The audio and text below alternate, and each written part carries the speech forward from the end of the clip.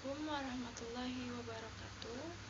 Saya Diah Megawati ingin mempresentasikan mengenai pengaruh ukuran perusahaan, struktur aset, dan profitabilitas terhadap struktur modal pada perusahaan manufaktur sektor industri barang konsumsi yang terdaftar di Bursa Efek Indonesia atau BEI periode 2016 sampai 2019. Latar belakang.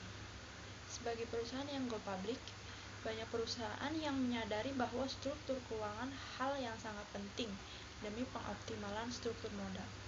Oleh karenanya, struktur modal harus dioptimalkan. Struktur modal adalah kombinasi utang dan ekuitas dalam struktur keuangan jangka panjang perusahaan. Faktor-faktor yang mempengaruhi struktur modal yaitu ukuran perusahaan, struktur aset, dan profitabilitas. Rumusan masalah. Yang pertama, apakah terdapat pengaruh ukuran perusahaan terhadap struktur modal pada perusahaan manufaktur sektor industri barang konsumsi yang terdaftar di Bursa Efek Indonesia periode 2016 sampai 2019. Kedua, apakah terdapat pengaruh struktur aset terhadap struktur modal pada perusahaan manufaktur sektor industri barang konsumsi yang terdaftar di Bursa Efek Indonesia periode 2016 sampai 2019.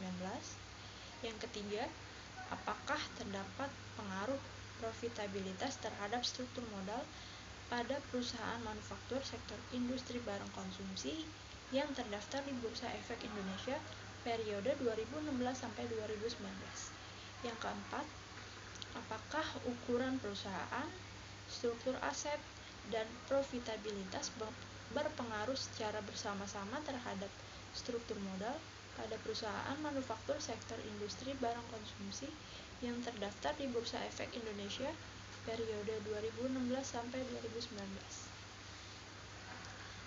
Landasan teori.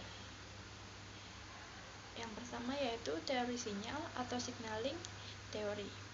Teori ini mengungkapkan bahwa investor dapat membedakan antara perusahaan yang memiliki nilai tinggi dengan perusahaan yang memiliki nilai rendah dengan mengobservasi kepemilikan struktur permodalannya serta menandai valuasi tinggi untuk perusahaan yang highly leveraged. Teori selanjutnya yaitu teori keagenan atau agency theory, yaitu teori yang menyatakan adanya hubungan kerjasama antara pihak yang berwenang atau prinsipal, yaitu investor, dengan pihak yang menerima wewenang atau agent, yaitu manajemen.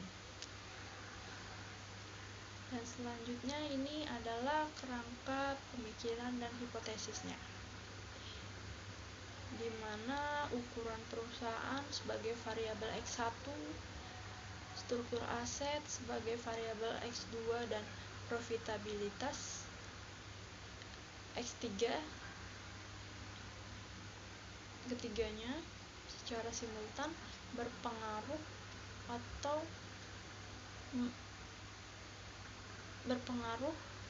terhadap struktur modal.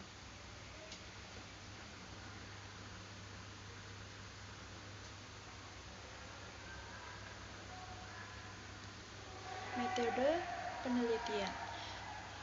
Yang pertama, jenis penelitiannya ialah kausal komparatif. Kedua, operasionalisasi variabelnya menggunakan variabel independen juga variabel dependen. Tiga, jenis pengumpulan data. Pengumpulan data yang digunakan yaitu data dokumenter. Sumber data dalam penelitian ini adalah data sekunder. Metode pengumpulan datanya, sumber data dalam penelitian ini adalah data sekunder. Pengumpulan data yang digunakan adalah observasi tidak langsung. Selanjutnya, analisis regresi data panel. Dari tabel 4.11 hasil uji Chow yaitu dapat disimpulkan bahwa probabilitas cross section sebesar 0,0005 0,0000 lebih kecil dari 0,05, maka dapat disimpulkan H0 ditolak dan HA diterima. Artinya fixed effect model lebih tepat digunakan dalam penelitian ini. Selanjutnya dilakukan uji Lagrange multiplier. Dan ada tabel selanjutnya yaitu tabel 4.12 yaitu hasil uji Lagrange multiplier, di mana hasilnya dari uji Lagrange multiplier Bruce-Paggenbouth sebesar 0,0000 lebih kecil dari 0,05. Dengan ini dapat disimpulkan bahwa H0 ditolak dengan HA diterima, yang artinya bahwa dalam uji Lagrange multiplier menunjukkan bahwa random effect model yang terpilih. Masih dalam analisis regresi data panel, pada tabel 4.13 yaitu hasil uji Hausman. Dari tabel bisa disimpulkan bahwa hasil dari uji Hausman-Dawut disimpulkan bahwa probabilitas cross section random sebesar 0,0264, nilai 0,024 lebih kecil daripada 0,05, maka dapat disimpulkan H0 ditolak dengan HA diterima. Artinya model yang lebih tepat digunakan dalam penelitian ini adalah fixed effect model. Tabel selanjutnya yaitu tabel 4.14, kesimpulan uji pemilihan model estimasi data panel. Yang pertama, metode uji Chow, pengujiannya mengenai common effect dengan fixed effect, di mana hasilnya yaitu fixed effect. Yang kedua yaitu menggunakan metode uji Lagrange multiplier dengan pengujiannya menggunakan random effect dan common effect, hasilnya yaitu random effect. Yang terakhir uji Hausman dengan pengujian fixed effect dengan random effect yang hasilnya adalah fixed effect.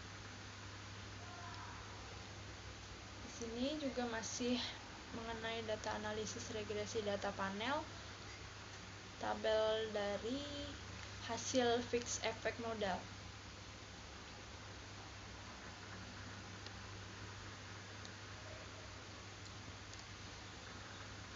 Slide selanjutnya masih mengenai analisis regresi data panel. Persamaan regresi linier berganda dengan fixed effect model yaitu PBV sama dengan minus 2,029130 ditambah 0,090,429 ditambah minus 0,019053 ditambah 1,068528 ditambah E. Angka ini diambil dari tabel hasil fixed effect model di slide sebelumnya. Uji F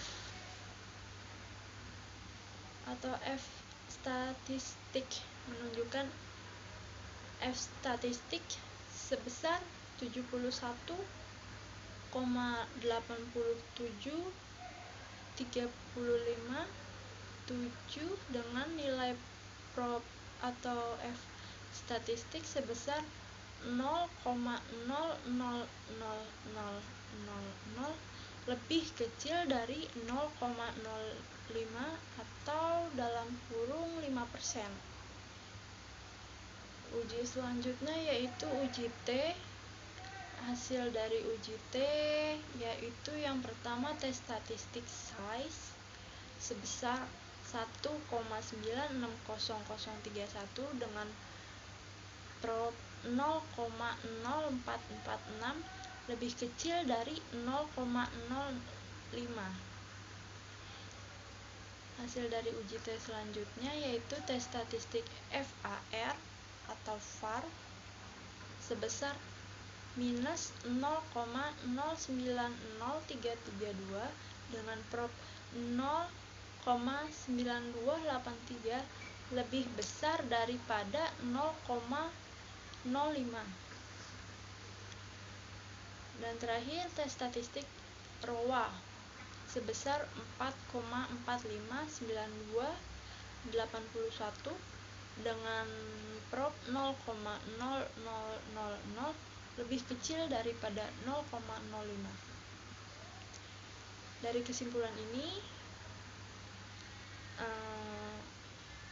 yaitu pertama, ukuran perusahaan berpengaruh positif terhadap modal pada perusahaan manufaktur sektor industri barang konsumsi yang terdaftar di Bursa Efek Indonesia periode 2016 sampai 2019. Yang kedua, struktur aset berpengaruh negatif terhadap struktur modal pada perusahaan manufaktur sektor industri barang konsumsi yang terdaftar di Bursa Efek Indonesia periode 2016 sampai 2019. Yang terakhir yaitu profitabilitas berpengaruh positif terhadap struktur modal pada perusahaan manufaktur sektor industri barang konsumsi yang terdaftar di Bursa Efek Indonesia periode 2016 sampai 2019. Yang terakhir, saran untuk peneliti selanjutnya yaitu disarankan untuk dapat memperluas sampel perusahaan, memperbanyak variabel penelitian, dan dapat mengembangkan dengan menambah jumlah data serta memperpanjang periode penelitiannya. Bagi investor disarankan hasil penelitian ini yaitu kepada calon investor lebih teliti dan hati-hati dalam mempertimbangkan untuk melakukan suatu investasi di suatu perusahaan. Bagi kreditur, disarankan dari hasil penelitian ini dapat melihat mana perusahaan yang dapat membayar atau mengembalikan uang yang mereka pinjam dan dapat dilihat dari laporan keuangan. Yang terakhir, bagi akademisi yaitu penelitian ini dapat digunakan sebagai bahan perbandingan dengan referensi untuk penelitian selanjutnya dan diharapkan untuk dapat melanjutkan penelitian yang berkaitan dengan pengaruh ukuran perusahaan, struktur aset, dan profitabilitas terhadap struktur modal sehingga bermanfaat bagi pihak-pihak yang berkepentingan. Sekian dan terima kasih saya ucapkan untuk presentasi ini. Wabillahi taufiq wal hidayah. Wassalamualaikum warahmatullahi wabarakatuh.